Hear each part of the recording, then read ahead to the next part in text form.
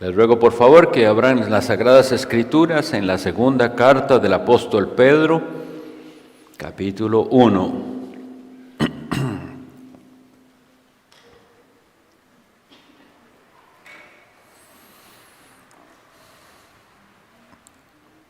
Segunda de Pedro 1, 19.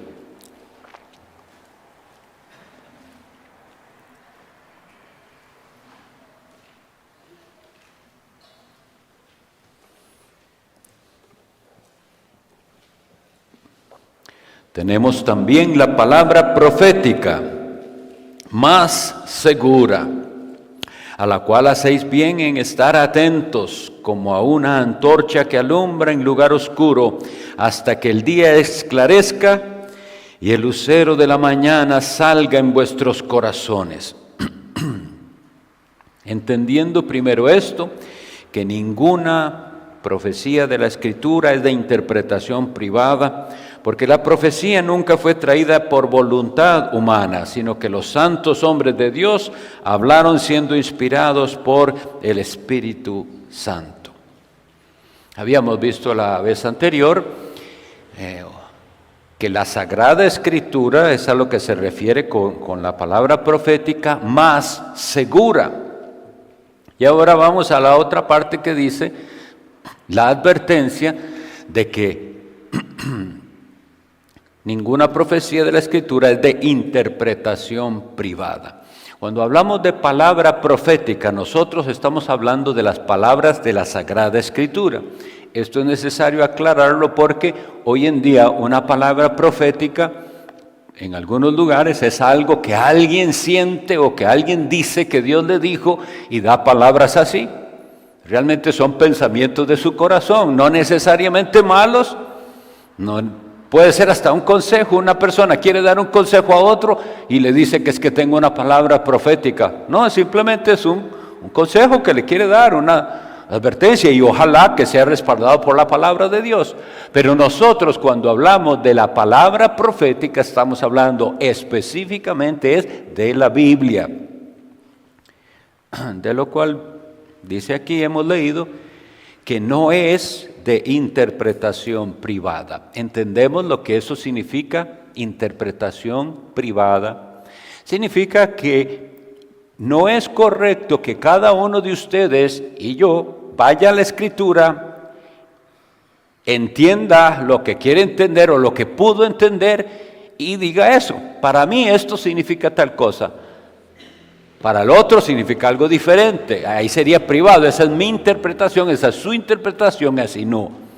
Realmente la interpretación es, como les decía, usando la analogía de la fe, es decir, viendo si concuerda con todo lo demás que la Sagrada Escritura nos enseña.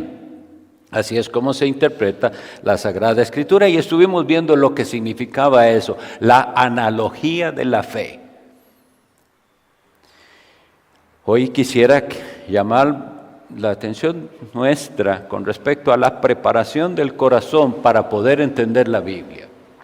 Se supone que si usted es cristiano, usted sabe que aquí está su alimento espiritual en la Biblia. Pero entonces, ¿cómo se va a acercar usted a la Biblia? Leamos lo que dice Esdras capítulo 7 en el versículo 10. Esdras 7, 10. Dice así: porque Esdras había preparado su corazón para inquirir la ley de Jehová y para cumplirla y para enseñar en Israel sus estatutos y decretos. Así como les decía la vez anterior, tenemos que ver los significados de las palabras. Habíamos visto que escudriñar, la palabra que usa Cristo en Juan 5:38, era una investigación seria, detenida. No es nada más una lectura superficial, escudriñar. Y ahora se nos habla de otra cosa, inquirir. La definición del diccionario de inquirir es indagar, averiguar, interrogar, es decir, hacernos preguntas al respecto de lo que estamos leyendo, examinar. investigar, preguntar. Y si nosotros tomamos esta definición como algo verdadero, vemos que no muchos de los que intentan o dicen estudiar la Biblia tienen esta actitud, sino que van, leen y rápidamente toman un sentido de lo que leyeron sin haber hecho esta averiguación, indagación, examinación, investigación y sin preguntar, lo cual veremos que es parte del orgullo. Pero vean entonces lo que hace Esdras: prepara su corazón. ¿Cómo hacemos eso? ¿Cómo preparamos el corazón? En oración. El que de verdad busque a Dios en oración y le diga: Dios mío, yo quiero entender, hazme entender, Dios le responderá. Miren, por no preparar el corazón es que muchos han ido a la Biblia, leen la Biblia y sacan de la Biblia las doctrinas que ellos quieren y hacen una secta. Una secta precisamente surge así, de personas que estudiaron la Biblia por su propia cuenta, le dieron el significado que ellos querían, no indagaron en oración y mucho menos preguntaron a otros. Y como ellos creen que solo ellos están entendiendo bien las cosas, hacen su propio grupo y eso es lo que llamamos una secta. O bien hay otros que dicen: esto significa tal cosa porque tuve una revelación. Eso es bien importante que lo tengamos bien claro. Nosotros creemos que ese tipo de revelaciones adicionales a la palabra del Señor ya no deben ocurrir. Y así, por ejemplo, fue como surgieron sectas, por decir el mormonismo. Ustedes deben saber que aquel hombre que es el profeta que inició esta iglesia en el siglo XIX, hoy es una iglesia, es una organización. Yo no le llamaría iglesia del Señor, jamás, pero es una organización mundial muy poderosa. Inició por un hombre llamado Joseph Smith, que recibió una revelación especial y un ángel se le apareció y él vio cosas y recibió en unas tablas ciertas revelaciones, y ellos tienen una revelación adicional que se llama precisamente, y así dice el libro del Mormón, otra revelación de Jesucristo.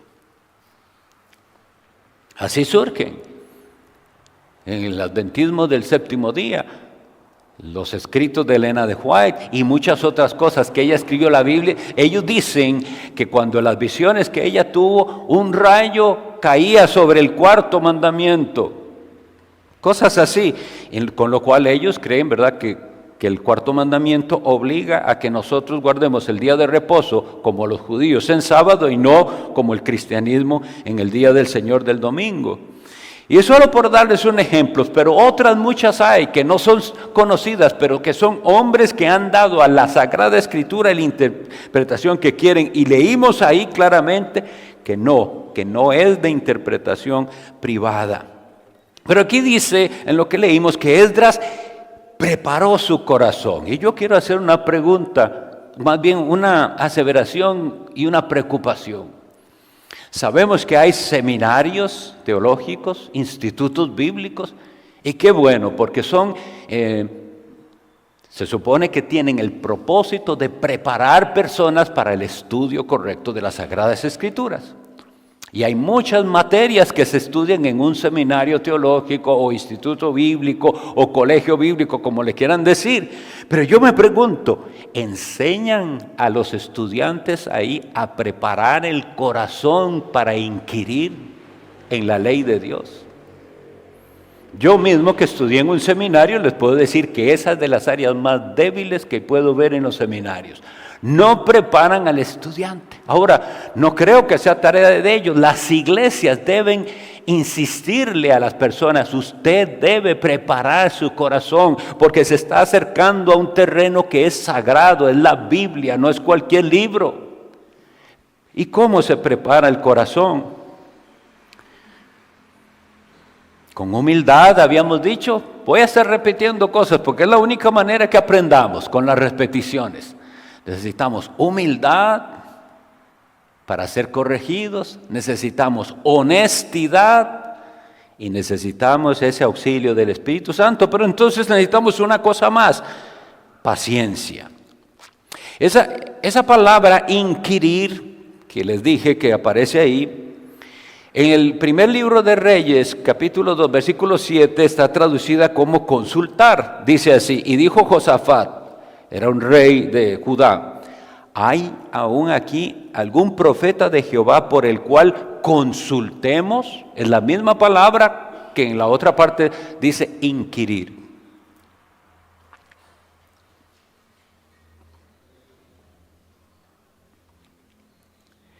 Entonces se necesita paciencia. ¿Por qué? Porque vieran que uno puede estar equivocado por años.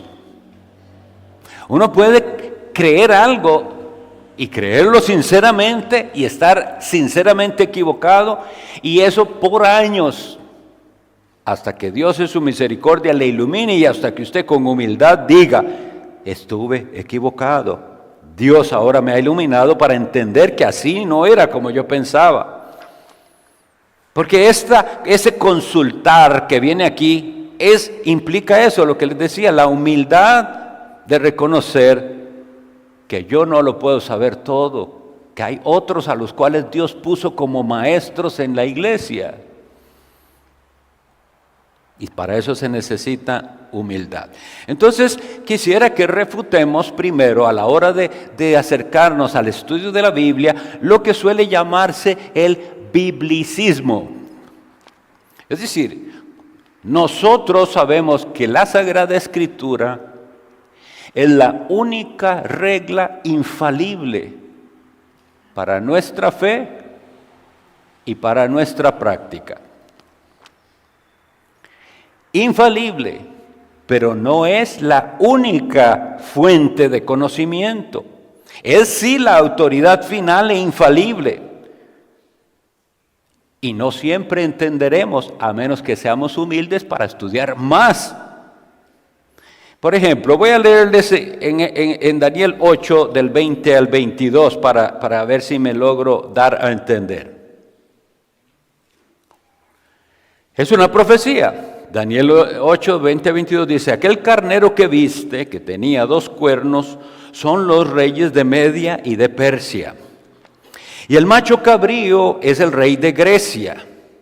Y el cuerno grande que tenía entre sus ojos es el primer rey. Y el hecho de que fue quebrado y sucedieron 4 en su lugar significa que 4 reinos se levantarán de aquella nación, pero no con el poder de él. Bien, nosotros leemos esa profecía. ¿Y cómo saben ustedes si eso ya pasó o va a pasar? Tiene que saber algo más. Tiene que saber un poco de historia universal. ¿Cuál es ese rey? ¿Cuántos reyes tuvo Grecia? Bueno, ahí dice el primer rey, pero ¿qué sabe usted? Le pregunto del primer rey. ¿Quién es ese? ¿Quiénes fueron los 4 que se dividieron ahí? ¿Ven? Entonces, claro que tenemos que saber, tenemos que tener la Biblia como autoridad infalible, pero no como la única autoridad, porque necesitamos saber que existió un tal hombre que se llamó Alejandro el Grande, que era un macedonio, es decir, un griego, que conquistó a edad muy joven todo el mundo conocido. Y que murió, como decía esta profecía, muy joven. Pero entonces necesitamos cierto conocimiento para saber que esto ya pasó, que no es algo que pasará. Necesitamos cierto conocimiento que adquirimos no de la Biblia, sino de otra parte. Pero fuimos e indagamos. Y es cierto, el reino griego después se dividió en 4. Entonces, claro, tenemos la Biblia como autoridad final. Y si yo leo otra cosa y contradice la Biblia es la que prevalece siempre, pero necesito saber. Si no, nunca entenderé cuáles profecías están ya cumplidas, cuáles profecías están para cumplirse. Se necesitará, por ejemplo, el uso de diccionarios. El diccionario no es la Biblia, pero cuánto nos ayuda a saber los significados de las palabras. Entonces esa persona que diga, yo solo la Biblia, va a quedarse sin entender un montón de cosas, porque necesita la ayuda de esas herramientas, como un diccionario que le diga el significado de las palabras, como una enciclopedia que lo ubique a usted en el mundo. El cristianismo inició hace más de 2000 años en un lugar muy lejano y usted tiene que saber. ¿Y de dónde va a saber esos datos si usted no estudia? Tiene que estudiar historia y tiene que estudiar un poco de geografía. Sí, el asunto es serio, porque tenemos que lidiar con nuestra pereza. Y claro que sí, lo más que el creyente debe saber es la Biblia, mucho de ella, tanto de ella, que él pueda detectar cuando algún comentario que está leyendo u otro libro parece que se está desviando del camino. ¿Cómo sabe usted cuando lee algo que eso no está bien? Porque usted conoce muy bien su Biblia. ¿Ven? Porque hasta los mejores hombres y mejores escritores se pueden equivocar. Miren, por ejemplo, estamos hablando de Daniel, y les leo lo que dice Daniel 12, los versículos 8 y 9. Dice Daniel, que él recibe muchas revelaciones, dice Daniel, y yo oí, mas no entendí. Y dijo, Señor mío, ¿cuál será el fin de estas cosas? Él respondió, anda Daniel, pues estas palabras están cerradas y selladas hasta el tiempo del fin. Miren, ¿no es duro esto? El ser uno el profeta por el cual Dios está dando revelaciones y uno mismo no entender. Pónganse en el lugar de Daniel, qué duro esto. Viene y recibe cosas y las escribe, pero dice, yo oigo, pero no entiendo. Y él dice, no le corresponde a usted entender. Usted es el instrumento de Dios, como aquí dice, los hombres fueron inspirados por el Espíritu Santo. Y también dice el mismo apóstol Pedro que ellos indagaban. Indagaban en qué persona y en qué tiempo el Espíritu de Cristo les indicaba que habían de ocurrir todas estas cosas con respecto a la salvación. Entonces, hay una propiedad de la Sagrada Escritura que se llama perspicuidad. Ustedes saben que no me gusta usar términos difíciles ni complicarlos, pero también debemos aprender palabras. Perspicuidad. La perspicuidad es una característica que lo único que significa es esto: la Biblia sí se puede entender. Nosotros no somos de los que dicen, ni lea la Biblia porque usted no va a entender nada, se vuelve loco. No, le decimos, sí es posible entender la Biblia. Eso se llama la perspicuidad de la Biblia. Pero para entenderla bien se necesitan esos elementos que hemos dicho: humildad, honestidad y el auxilio del Espíritu Santo. Entonces, nuestro deber es estudiarla correctamente. Y, como les decía, debemos perderle temor a los términos técnicos. No es necesario a veces usar ciertos términos, podemos usar su significado, pero no hay que tener temor a ellos. Yo no quiero de ninguna manera, mis hermanos, en este curso que estoy dando, que ustedes se vuelvan técnicos, ni que tiendan a esa erudición. Más bien eso me molesta mucho cuando veo ciertos libros que parece que el escritor se esforzó en hacer complicado su lectura. Y yo leo y digo, ¿qué quiso decir? Llevo 3 páginas y no se le entiende. No es eso. Tecnicismo no, ni erudición. Ni quiero que ustedes formen sus opiniones por lo que escribió un erudito por ahí famoso No es eso, pero sí tenemos que conocer, no podemos ser ignorantes. Eso sería irresponsabilidad. Habrá términos que tratar. Los ha habido y es a veces imposible escapar de ellos. Estamos estudiando, por ejemplo, la doctrina del decreto de Dios de la salvación. Y alguien va a venir con el infralapsarianismo o supralapsarianismo.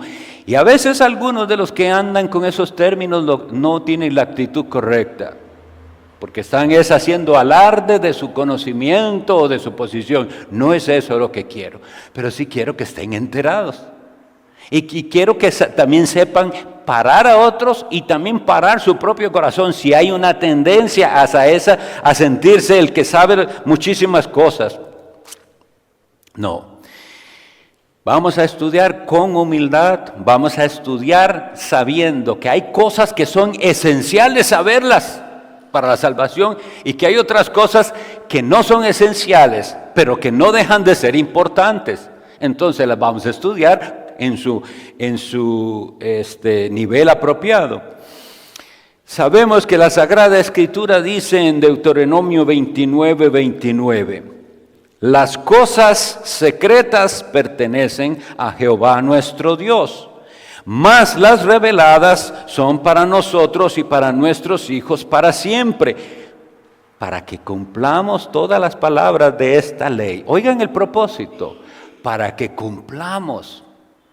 Si usted se llena de información y sabe mucho de la Biblia y no está cumpliendo lo que Dios manda de nosotros, para usted la Biblia no va a ser de bien, sino más bien de condenación. Porque la Biblia dice que al que mucho se le da, mucho se le demandará. Entonces no, lo que quiero yo es entender, vean cuál es nuestra manera. Señor, yo quiero entender tu palabra. ¿Para qué? Porque quiero conocerte a ti más, porque ese es el propósito. Jesucristo así lo dijo en Juan 17. Esta es la vida eterna, que te conozcan a ti, el único Dios verdadero, y a Jesucristo, a quien has enviado. Entonces todo nuestro estudio de la Biblia está basado en ese deseo de conocerlo más a Él, porque siempre, recordemos esto, si lo conociéramos más, lo amaríamos más. Entonces hay cosas definitivamente que no son para nosotros entenderlas, pero sí recibirlas con humildad. Entonces cuando leemos aquí en la Sagrada Escritura del Deuteronomio, que dice que hay cosas que son secretas, tenemos que reconocer que así es. Son cosas que no voy a entender o no voy a entender en su totalidad porque le pertenecen a Jehová nuestro Dios. Pero hay otras que son reveladas. Entonces, el ser mismo de Dios, ¿quién puede entender realmente cómo es Dios? Si la Biblia nos dice que Él es un ser infinito, espíritu purísimo. ¿Quién puede entender que Jehová nuestro Dios, Jehová, uno es, y que la Biblia también me enseña que Él es el Padre y el Hijo y el Espíritu Santo? Lo enseña la Biblia, yo lo recibo, pero díganme, ¿lo comprende usted a totalidad? Jamás, porque nuestra mente finita no puede conciliar algo así de incomprensible, pero es lo que enseña la Biblia. Por eso les digo la humildad. ¿Cómo se acerca el que no tiene humildad?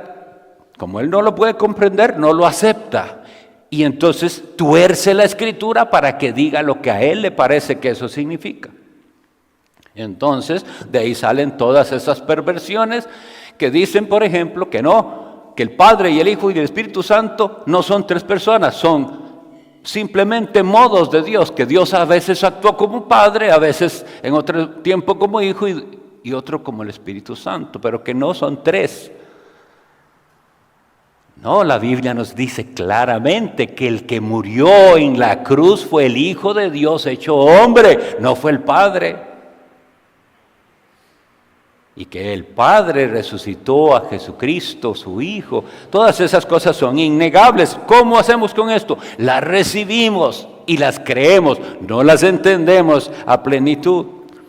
Por ejemplo, el decreto eterno de Dios en sus detalles, no lo vamos a comprender jamás, pero nos ayuda muchísimo saber que Él decretó todo. Hermanos, solo un momentito. Dios decretó absolutamente todo lo que existe en su mínimo detalle. Dios decretó en la eternidad que este hombre estuviera aquí y ustedes sentados ahí, y que yo tuviera esta botella de agua aquí, hasta en el mínimo detalle. No se le escapa a Dios. Dios no lo dejó a que nosotros lo hagamos como nos parece. Dios decretó lo mínimo. Leamos el Salmo 139, donde dice: antes que yo diga la palabra, ya Dios la sabe. ¿Me entienden? Esas cosas la Biblia las enseña, pero ¿las entendemos a plenitud? Claro que no.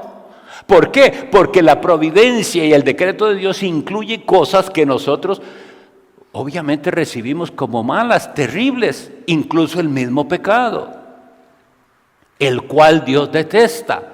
Y como Dios en su decreto incluyó algo que Él detesta, yo no lo entiendo, pero es lo que la Biblia me enseña.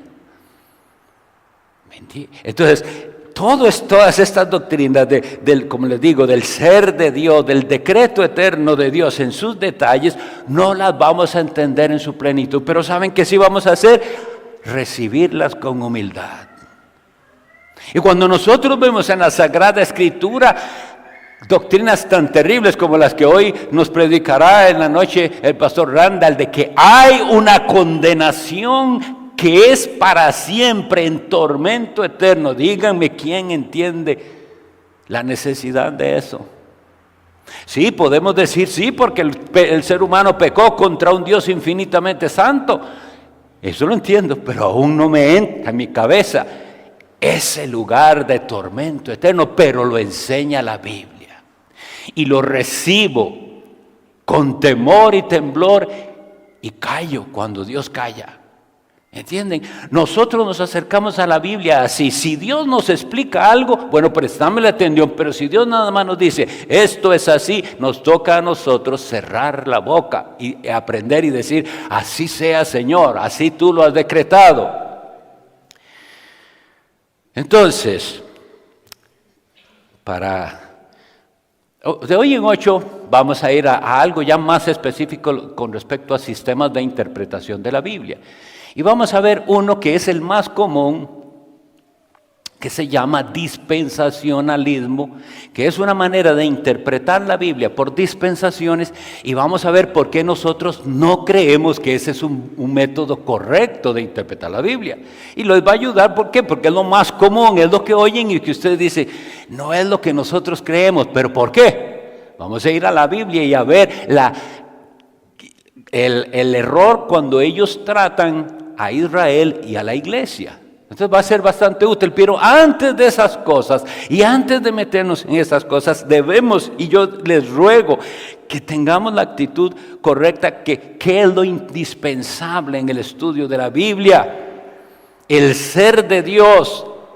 Estas cosas que sí son reveladas e indispensables que las conozcamos, se resumen en el Evangelio.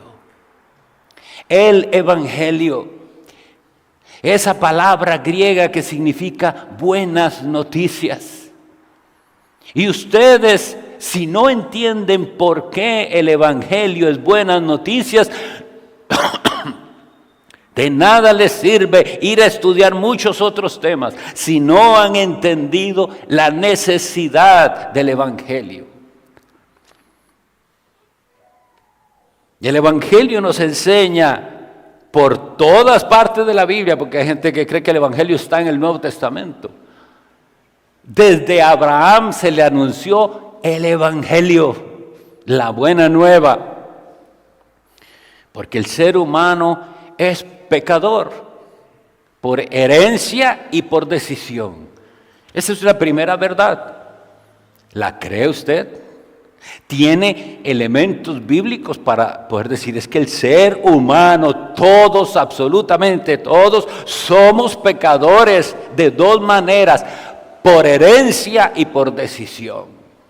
Ya veníamos pecadores, no nos hicimos pecadores después, éramos pecadores desde que fuimos concebidos y ya manchados con la culpa que recibimos desde Adán. Y eso es lo que la Biblia enseña. Pero también la Biblia enseña que son decisiones propias, es decir, nadie peca por mí, yo peco voluntariamente. Y eso debemos entenderlo. ¿Es usted consciente de estas cosas? Si nosotros venimos a la iglesia sin ser conscientes de estas verdades, esas son las razones por las cuales la gente es como es en la iglesia. ¿Y por qué adora como adora? Pero si entendemos cuán pecador es el ser humano y cuán merecedor de condenación, y si entendemos que ese Dios al que nosotros confesamos como Dios único, vivo y verdadero, es justo y es santo, y que Él ha decretado un juicio, nuestra actitud va a cambiar. Porque usted o está bajo el juicio de Dios solamente esperando que ese día se consume y caiga sobre usted la condenación, o usted ya ha sido rescatado de eso, que eso es lo que llamamos la obra de la salvación. Nuestros pecados nos hacen merecedores de castigo porque tenemos nosotros una deuda. Por eso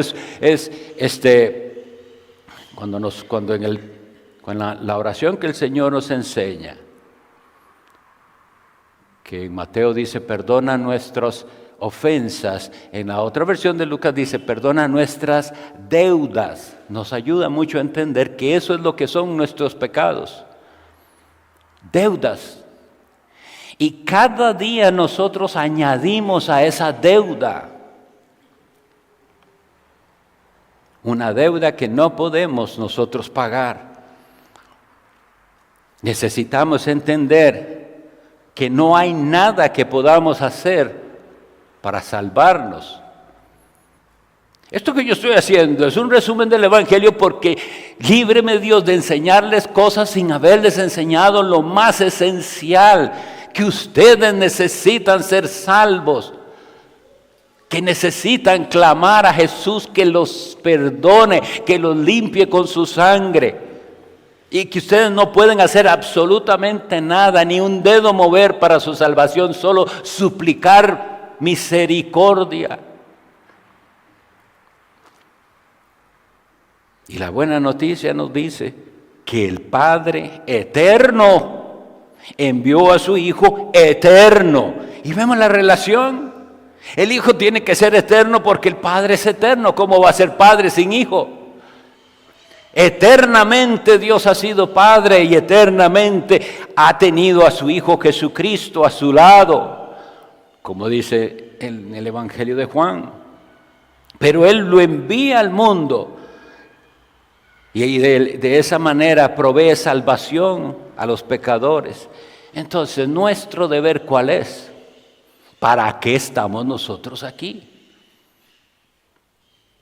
Nosotros existimos y debemos existir, como dice Efesios capítulo 1, para alabanza de la gloria de su gracia. Y si usted no ha entendido eso, no ha entendido nada todavía. Es para la alabanza de la gloria de su gracia que usted debe vivir. Parte de eso es por lo que nos reunimos en el nombre de su Hijo a adorarlo a Él. Pero Él nos dice muy bien y muy claramente, y lo habíamos leído en la carta de Pedro, que esos que Él llama pueblo escogido, nación santa, adquiridos por Dios, nos dice cuál fue su propósito, que anunciemos las virtudes de aquel que nos llamó de las tinieblas a su luz admirable. Entonces aquí estamos, parte de alabar al Señor, parte de darle gloria, es que nosotros vayamos y alumbremos al mundo con la luz del Evangelio.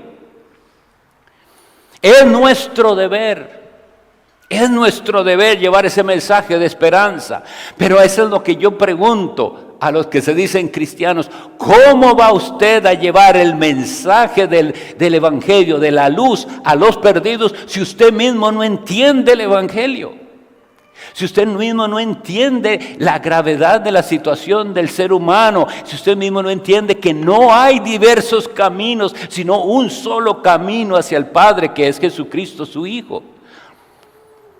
Y si esto no genera algo en su corazón, si esto no genera el deseo de realmente conocer a Dios para que Él le capacite para esa labor que Él nos asigna, hoy puede ser día de salvación para usted. Y usted pudiera ser que diga como Daniel: yo oí, mas no entendí. Vean qué palabras. Es la realidad. Puede ser que usted está ahí sentado y diga como Daniel 2, 8 y 9, yo oí, mas no entendí. Muchas veces usted ha estado ahí sentado y oye, pero no está entendiendo. O usted piensa que entiende y no ha entendido todavía. ¿Y cómo sabemos que no ha entendido?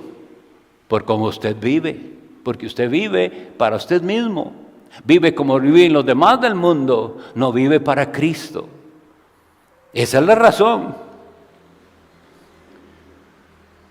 Pero a ustedes que están interesados, por algo están aquí, están interesados en escudriñar la Biblia y en aprender a escudriñarla, yo les digo, vamos a acercarnos a Dios con esta actitud, sabiendo que hay cosas secretas que le pertenecen a Jehová nuestro Dios, pero que vamos a ir con respeto, con humildad, con temor a estudiar las que sí son reveladas, con la intención de que cumplamos las palabras de Dios.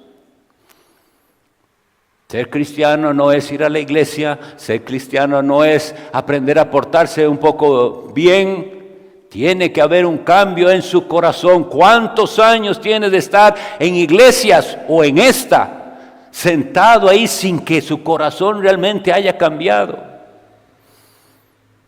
Bueno, eso es lo primero. Y cuando su corazón cambie, entonces habrá esa hambre y sed de justicia. Querrá usted entender mejor la Biblia. No será para usted aburrido el tiempo que tiene, más bien quiere leer más. Tal vez su plan de lectura era de 2, 3 capítulos diarios, ahora resulta que se leyó 5. Cuando hay esa llama encendida ahí. Yo les pregunto, ¿entienden de lo que estoy yo hablando? Yo le pido al Señor mucho su gracia, porque ese es el gran problema de los predicadores, que a veces pensamos, yo soy el único que estoy entusiasmado aquí. Todos los demás están recibiendo esto como que, bueno, hay que soportar a este hombre mientras termina de hablar. Oh, mis estimados, por amor a sus propias almas, estudiemos la Biblia, pero de verdad, con temor, con humildad, y seamos honestos, que todo ese conocimiento nos esté llevando a vivir santamente. Si no, estos son solo palabras, y esta se puede volver una religión tan vana como cualquiera. Pero con el auxilio del Espíritu Santo no ha de ser así. Con el auxilio del Espíritu Santo ustedes van a salir diciendo, wow, ¿cuántas veces me he leído ese pasaje? Y hasta ahora lo entiendo. Y eso será avance, y yo se los garantizo que va a ser así. Porque hay muchos significados que simplemente los damos por aceptados, porque así nos dijeron que era, y no era así. No era así. Entonces, como les digo, de hoy en 8 vamos a tener una sesión específica para que entendamos cómo vamos a leer la Biblia. Si usted, le voy a un adelantito, tengo un minuto, un adelanto nada más. En el dispensacionalismo usted lee una cosa y esto es para la iglesia, para Israel, para la iglesia, esto es para mí, no es para mí. Porque se les ha mostrado que no, que la Biblia está así, dividida en Israel e iglesia. Cuando entendamos bien, usted sabe que desde Génesis 1:1 hasta Apocalipsis 22, todo tiene que ver con nosotros. Y nosotros no abordamos la Biblia así. Que realmente en nuestro corazón le gusta eso. Claro, encontramos un pasaje difícil. Eso no es para nosotros, ¿verdad? Solo los bonitos, toda ella, en la interpretación correcta, con la luz que el Espíritu Santo nos va dando, vamos a entenderlo mejor. Vamos al receso, que el Señor los bendiga.